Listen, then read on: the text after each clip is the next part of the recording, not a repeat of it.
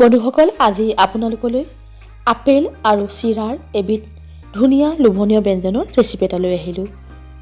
এই ব্যঞ্জনবিধ খুব কম সময়তে ৰান্ধিব পাৰি আৰু হঠাতে ঘৰলৈ আলহী আহিলে আপোনালোকে ৰান্ধি আলহীক আপ্যায়ন কৰিবও পাৰিব। ব্যঞ্জনবিধ ৰান্ধোতে কি কি সামগ্ৰী লাগিল আৰু পৰিমাণবোৰ মই ইয়াত লিখি দিছোঁ, আপোনালোকে ৰন্ধাৰ আগতে এবাৰ চাই ল'ব।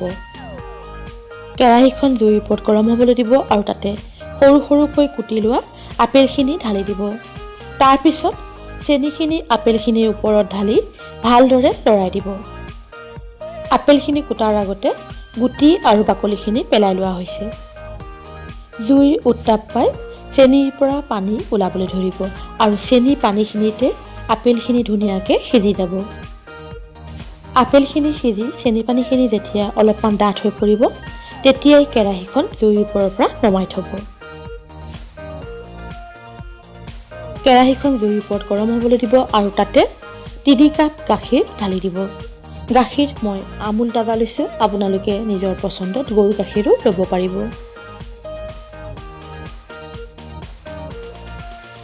গাখীৰখিনি গৰম হ'বলৈ দিব আৰু গাখীৰখিনি যাতে কেৰাহীৰ তলিত লাগি নধৰে, সেয়ে মাজে মাজে গাখীৰখিনি লৰাই থাকিব।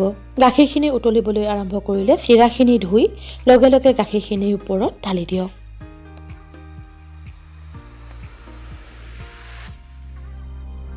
এতিয়া চিৰাখিনি ভালদৰে লৰাই দিব। এতিয়া সৰু সৰুকৈ কুটি লোৱা কাজু আৰু কিচমিচখিনি ঢালি ভালদৰে লৰাই দিব।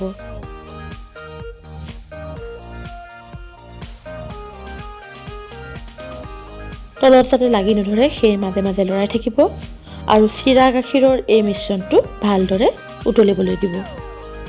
ভালদৰে উতলাৰ পিছত চিৰাখিনি ধুনীয়াকৈ ফুলি মিশ্ৰণটো ডাঠ হৈ পৰিছে।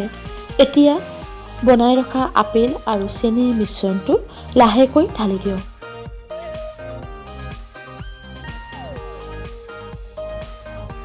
তাৰপিছত মিশ্ৰণটো ধুনীয়াকৈ মিলি যোৱাকৈ লৰাই দিয়ক।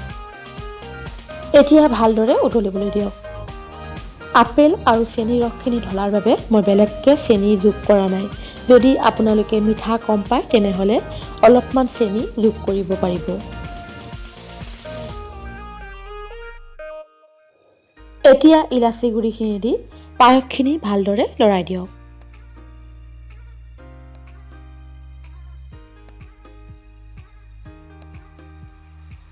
তাৰপিছত প্ৰায় 1 মিনিটমান সময় পায়সখিনি উতলিবলৈ দি গেছৰ জুই নুমুৱাই দিব।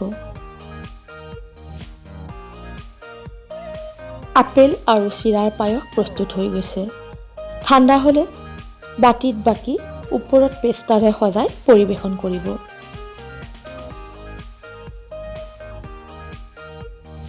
বন্ধুসকল, আপোনালোকৰ যদি মোৰ এই ভিডিঅ'টো ভাল লাগিছে তেনেহ'লে লাইক আৰু কমেণ্ট কৰি উৎসাহিত কৰিলে অতিকৈ সুখী হ'ম। লগতে মোৰ চেনেলটো ছাবস্ক্ৰাইব কৰিব। কাষত থকা বেল আইকনটো টিপিলে আপোনালোকে মোৰ আহিবলগীয়া নতুন ভিডিঅ'সমূহৰ ন'টিফিকেশ্যনবোৰ লগে লগে পাই যাব।